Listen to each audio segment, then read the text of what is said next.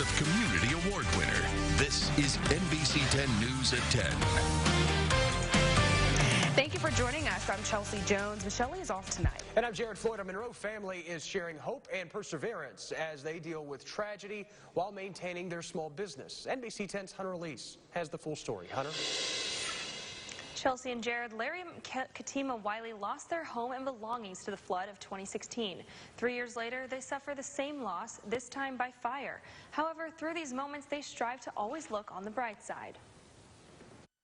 Monroe's flood in 2016 took the house and everything the Wiley family owned. 3 years later, the same house went up in flames. We got a call, your house is on fire. So we're like, what? And got home to that devastation.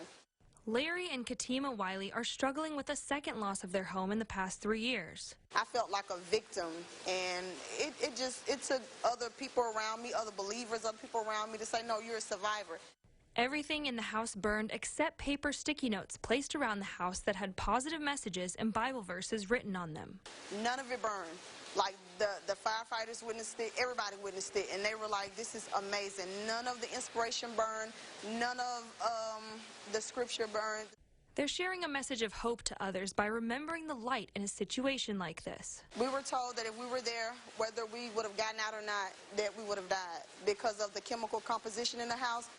The Wiley family is persevering and continues to run their small business, Smig's Errand Service, to not let the devastation affect them. Even in the worst of things, even when there is devastation and there is so much loss surrounding us, look for the good, look for God in the situation. A month ago, they lost their home. Today, they're spreading hope and encouragement to others dealing with tragedy. Like, how can lightning strike in the same place? You know, that's how I felt, but at the same time, I feel like it's just another opportunity for God to say, I was there then, I'll be here now.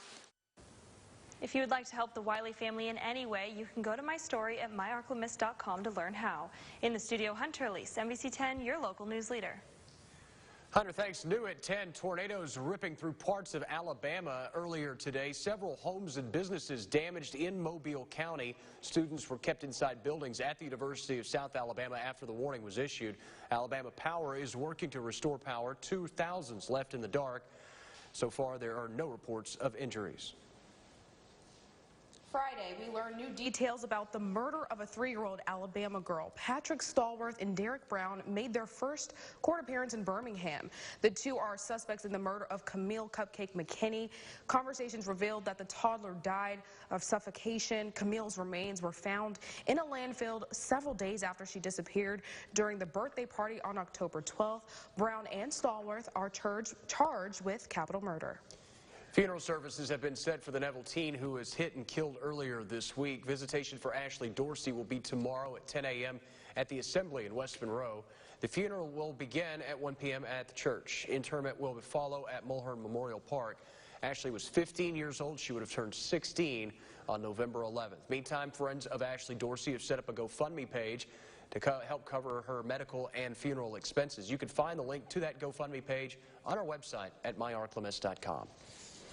Some parents in Crossett Middle School are outraged after they say a teacher gave them poems that included profanity and sexual content. The poem, called To This Day, was given out to an 8th grade English class as a homework assignment. The poem includes the F word and S word on the last 2 pages of the poem. Parents said they expressed their concern to the school, and the teacher did issue an apology. In the statement, the teacher said she regrettably printed out the unedited version of the poem. The teacher then gave students options to read Maya Angelou's Still I Rise or Edgar Allan Poe's The Raven to read. Parents said 2 lines in Angelou's poem included sexual content, and they told NBC 10 that neither of the poems are appropriate for 13-year-olds. If my kids are going to be corrupted, and if my kids are going to be exposed to these kind of things, I don't feel like it should be in the public school system. That's supposed to be our safe place. For the full statements from the teacher and the superintendent, you can head to our website, myarklamiss.com. Well, Tanisha Riley, you are tonight's winner of our $150 Jim Taylor Dealerships gas card. Now, if you call our newscast before it ends, it is all yours. Call 318-807-0900. And if you want to win some gasoline, register at one of the Jim Taylor dealerships, or you can head to our website and click on the contest tab and watch every night on NBC 10 News at 10. Now, your local weather with Chief Meteorologist Jared Floyd. Look at the live storm tracker Doppler radar brought to you by Eeyore Young. The rain is still hanging around, even in areas where you don't necessarily see green or blue around the radar site. Probably still running into some patchy drizzle and light rain.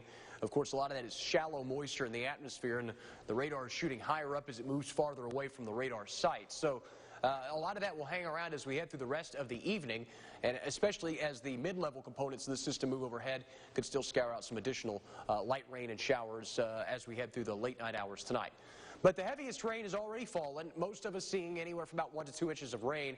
I don't think anyone will get to the 3-inch mark, so kind of staying on the lower end of the rain totals. But it's been consistent, as we mentioned yesterday. Most of it just light to moderate in intensity with the occasional heavier downpour. No lightning really to be an issue through the course of the daytime hours as well.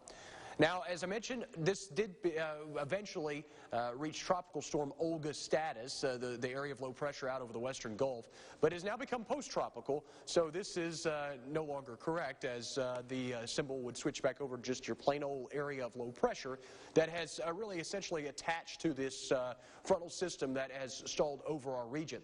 It will move northward and eventually eastward, but as it does, the rain chances have essentially continue to become more scattered in nature, and we'll also work that drier air in as we head through the overnight. That'll bring the rain to the close early in the day tomorrow, most of that probably around sunrise. The drier air continues to progressively work in through the daytime hours tomorrow with westerly winds. So we'll clear out from west to east late in the day.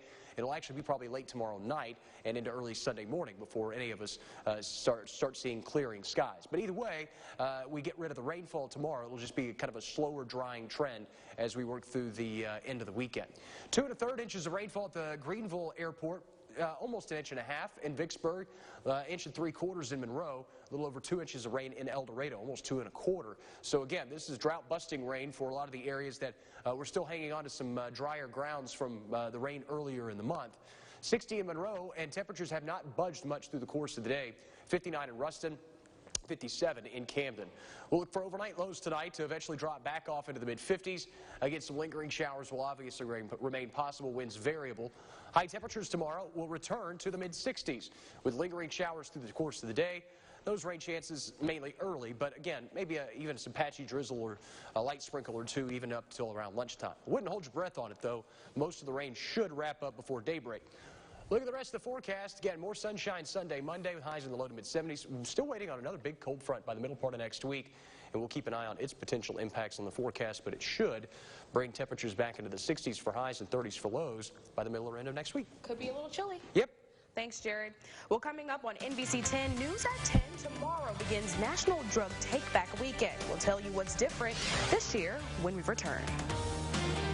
Phony Rasponi isn't looking out for you, and his business record proves it. He made a fortune cheating employees out of overtime pay and health care while benefiting from over $500 million in corporate tax breaks, money that should have gone to schools and public safety. And when our unemployment was one of the highest in the country, Rasponi hired foreign labor instead of Louisiana workers.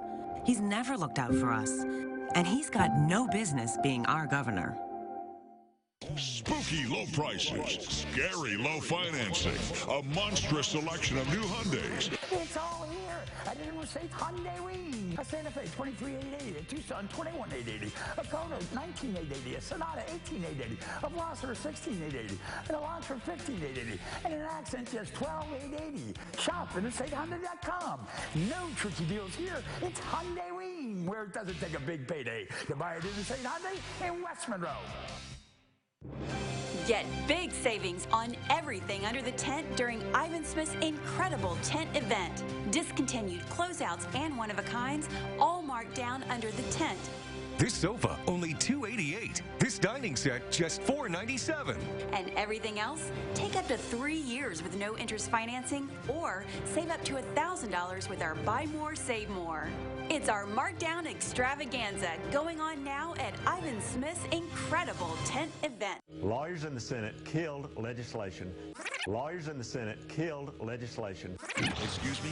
But Jay Morris serves in the House, not the Senate. The House passed the bill, and Jay Morris voted for it. The Senate defeated the bill. Jim Bannon's a senator. Just facts. Jim Bannon has been in politics for 33 years, a career politician. Jay Morris employs 150 of our citizens in his businesses. A solid businessman. That's the real choice. Jay Morris, Senate. I'm really angry at John Bell Edwards taking money from open borders extremists. Free taxpayer-funded benefits to illegal immigrants. Edwards even opposed efforts to ban funding for sanctuary cities. And Edwards opposed President Trump's full immigration plan to secure our borders. John Bell Edwards lied to the people of Louisiana. You've got to vote John Bell Edwards out. Paid for by RGA Right Direction PAC. News sponsored by Banner Ford of Monroe. NBC 10 News at 10 continues.